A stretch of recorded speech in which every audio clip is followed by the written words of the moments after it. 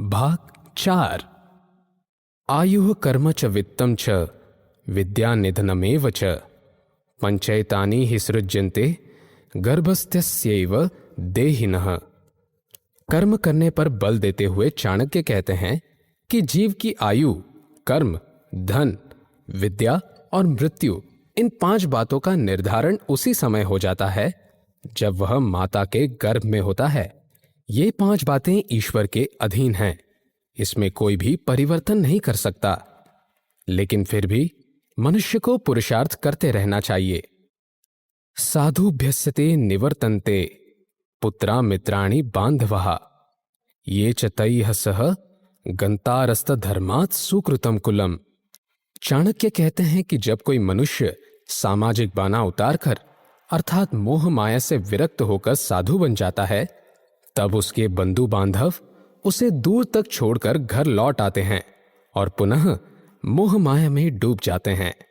लेकिन जो लोग उस वैरागी साधु के आचरण को जीवन में उतारकर परिवार सहित सदाचार का अनुसरण करते हैं, वे अपने कुल का उद्धार कर देते हैं।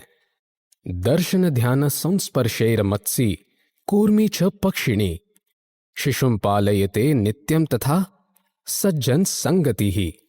सज्जन एवं साधु पुरुषों के विषय में चाणक्य कहते हैं कि जिस प्रकार एक मछली दर्शन द्वारा, कछुआ ध्यान द्वारा तथा पक्षी स्पर्श द्वारा अपने बच्चों का पालन पोषण करते हैं, उसी प्रकार सज्जन एवं श्रेष्ठ पुरुषों की संगति प्राणियों का पालन पोषण करती है।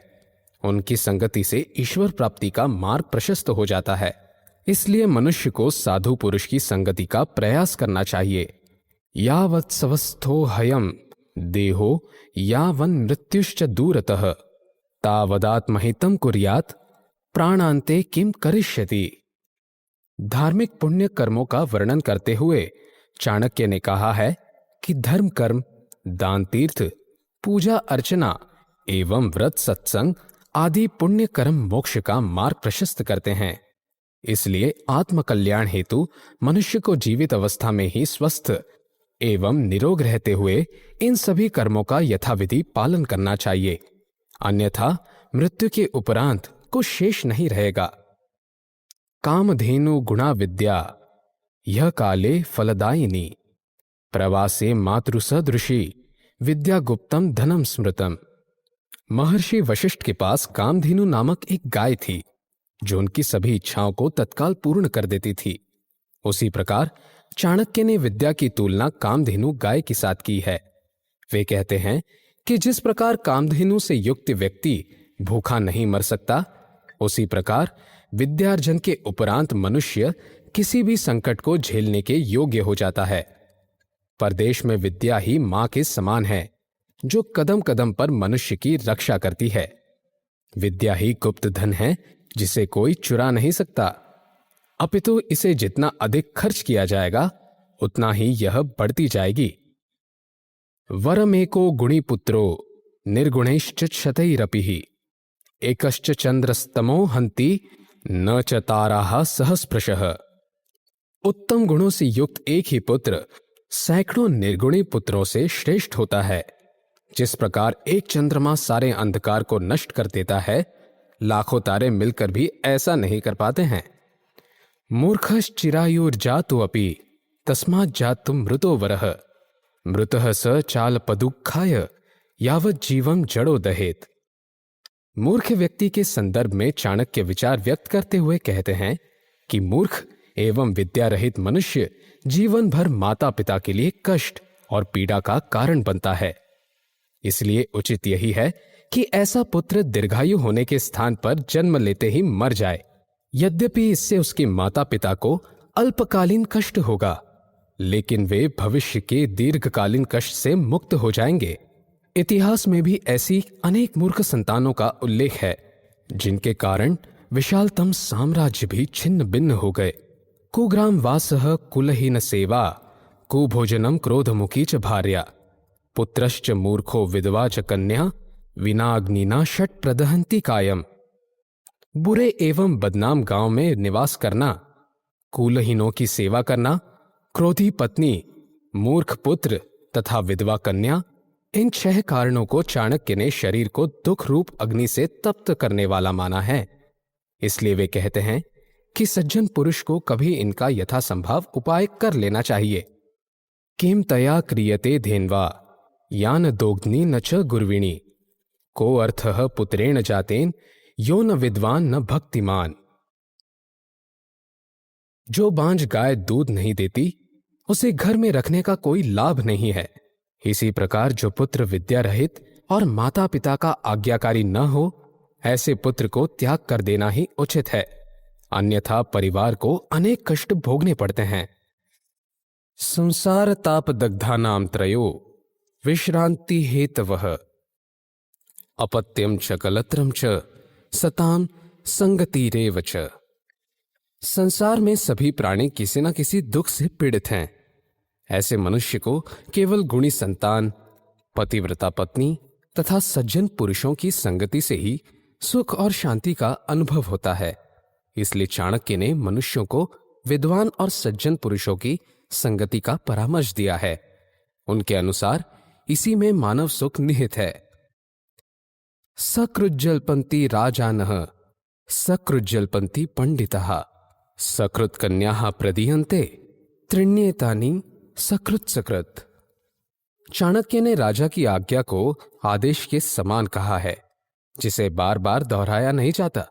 इसी प्रकार उन्होंने विद्वानों और पंडितों के संदर्भ में कहा है कि वे एक बार जो कह देते हैं उस पर स्थिर रहते हैं। कन्यादान भी केवल एक बार किया जाता है, इसलिए जो मनुष्य अच्छा काम करना चाहता है उसे एक बार में ही कर लेना चाहिए। एकाकिना तपोद्वाभ्याम पठनम गायनम त्रिभिः चतुर्भिर्गमनम क्षेत्रम पंचभी बहुर्भी रणः। विभिन्न कार्यों हेतु व्यक्तियों की संख्या निश्चित करते हुए चाणक्य ने कहा है कि तपस्या, पूजा, अर्चना एवं पाठ का अध्ययन अकेले ही करना चाहिए। एक से अधिक संख्या होने पर इसमें बाधाएं उत्पन्न हो जाएंगी। इसके विपरीत 2 व्यक्तियों के बीच में पढ़ाई अच्छी तरह से होगी। इससे अधिक संख्या होने की स्थिति में पढ़ाई की अपेक्षा बातों की अधिकता रहेगी। गायन हेतु 3 व्यक्ति ही पर्याप्त हैं, जबकि यात्रा के लिए 4 व्यक्ति उपयुक्त हैं। इसी प्रकार खेती बाड़ी के लिए 5 व्यक्ति तथा युद्ध हेतु अधिक से अधिक लोगों की आवश्यकता होती है। सा भार्या या शुचि द्रक्षा, सा भार्या या पतिव्रता, सा भार्या या पतिप्रिता, सा भार्या सत्यवादिनी। आदर्श पत्नी के संदर्भ में चाणक्य कहते हैं कि जो स्त्री पवित्र, चतुर, समझदार हो, जो पतिव्रत धर्म का विधिवत पालन करे, जो केवल पति से ही प्रेम करे और जिसकी वाणी सदैव सत्य वचन बोले तथा असत्य का परित्याग करे, केवल वही नारी मान सम्मान के योग्य तथा घर परिवार के लिए उपयुक्त कही गई है। अपुत्रस्य गृहं शून्यम दिशः शून्यास्तव बांधवः मूर्खस्य हृदयं शून्यम सर्वशून्या दरिद्रता। जिस प्रकार संतान के बिना घर सूना सूना लगता है, उसी प्रकार मित्रों एवं सगे संबंधियों के बिना मनुष्य को एकाकीपन का अनुभव होता है। लेकिन मूर्ख, निर्धन एवं दरिद्र मनुष्य सदैव स्वार्थ सिद्धि में लगे रहते हैं। इसलिए उनके हृदय में किसी के लिए भी प्रेम, ममता या करुणा का भाव नहीं होता। यही कारण है कि उनके लिए सारा संसार ही रिक्त होता है, क्योंकि कोई भी उनके निकट आने से बचता है। अनभ्यासे विषम शास्त्रमजीर्णे भोजनम विषम दरिद्रस्य विषम गोष्ठी वृद्धस्य तरुणी विषम। चाणक्य के अनुसार अभ्यास के बिना विद्वान भी शास्त्रों का यथोचित वर्णन नहीं कर पाता और लोगों के बीच उपहास का पात्र बन जाता है। ऐसी स्थिति में अपमान मृत्यु से अधिक कष्टप्रद होता है। इसलिए जो विद्वान निरंतर अभ्यास नहीं करता, उसके लिए शास्त्र भी विष के समान हो जाते हैं। इस प्रकार जिस व्यक्ति की पाचन शक्ति क्षीण है, अर्थात जो भोजन को ठीक से नहीं पचा सकते, उनके लिए बढ़िया से बढ़िया भोज्य पदार्थ भी विषतुल्य हैं। चूंकि सभा एवं गोष्ठियों में दरिद्र का सदैव अपमान होता है, इसलिए ऐसे स्थान उनके लिए विष के समान है। वृद्ध के लिए युवा पत्नी विष की भांति होती है। ऐसी स्थिति में युवती का आचरण वृद्ध के लिए अत्यंत कष्टदायक और अपमानग्रस्त होता है। त्यजेत धर्मम दयाहीनम विद्याहीनम गुरुम त्यजेत, त्यजेत क्रोध मुखिम भार्याम निह स्नेहनान बांधवान त्यजेत। इस श्लोक के माध्यम से चाणक्य मनुष्य मात्र को सावधान करते हुए कहते हैं कि जिस धर्म में दया का भाव नहीं होता उसे कभी स्वीकार नहीं करना चाहिए। जो व्यक्ति विद्वान ना हो उसे गुरु के रूप में न माने। जो स्त्री अत्यंत क्रोधी हो उसे पत्नी रूप में कभी ग्रहण न करें। इसी प्रकार जिन बच्चों में प्रेम का अभाव होता है तथा जिन मित्रों को सच्ची मित्रता का ज्ञान नहीं होता उन्हें कभी भी अपना प्रिय एवं विश्वास पात्र न माने। अध्वा जरा मनुष्याणाम वाजिनाम बंधनम जरा अमैथुनम जरा स्त्रीणाम वास्त्राणाम मातपो जरा। वृद्धावस्था के बारे में चाणक्य ने कहा है कि ध्यान मग्न होकर निरंतर चलने, घोड़ों को खूंटे से बांधने, स्त्रियों को यौन सुख से वंचित रखने तथा वस्त्रों को अधिक देर तक धूप में डाले रखने से बुढ़ापे का आगमन होता है। इसलिए ऐसा करने से बचे। कह कालः कानि मित्राणि को देशः कौ व्यय गमौ कश्चाहम काच में शक्तिरिति चिंत्यम मुहुर्मुहुः। चाणक्य के अनुसार मनुष्य को कुछ महत्वपूर्ण बातों का अवश्य ध्यान रखना चाहिए। हमारा समय कैसा चल रहा है, कौन हमारे मित्र और कौन शत्रु हैं, हमारा निवास स्थान कैसा है, हमारी आय और व्यय कितना है, हमारी शक्ति कितनी है। ये सब बातें ही मनुष्य के चिंतन और मनन का केंद्र बिंदु होनी चाहिए। इन्हें ध्यान में रखकर आचरण करने वाले मनुष्य जीवन में कभी असफलता का मुख नहीं देखते। जनिता चोपनेता च यस्तु विद्याम प्रयच्छति अन्नदाता भयत्राता पंचैते पितरः स्मृताः।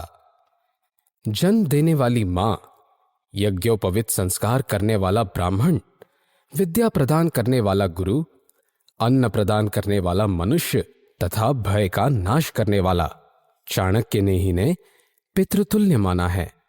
वे कहते हैं कि मनुष्य इनका ऋणी होता है, इसलिए उसे सदैव इनका आदर सम्मान करना चाहिए। इन्हीं के कारण वह उपर्युक्त 5 स्थितियों में पुनः जन्म प्राप्त करता है।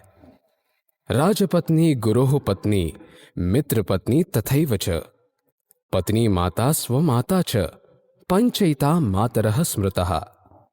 माता के संदर्भ में चाणक्य ने राजा की पत्नी, गुरु की पत्नी, मित्र की पत्नी, पत्नी की माता तथा स्वयं की माता को मनुष्य की 5 माताएं कहा है। वे कहते हैं कि प्रत्येक व्यक्ति को इनका यथोचित आदर सम्मान करना चाहिए।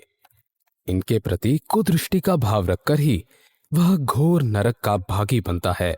अतः इनका न तो कभी निरादर करना चाहिए और न ही इन पर बुरी दृष्टि डालनी चाहिए। अग्निर्देवो द्विजाति नाम मुनि नाम हृदि दैवतम प्रतिमा स्वल्प बुद्धि नाम सर्वत्र समदर्शिनः।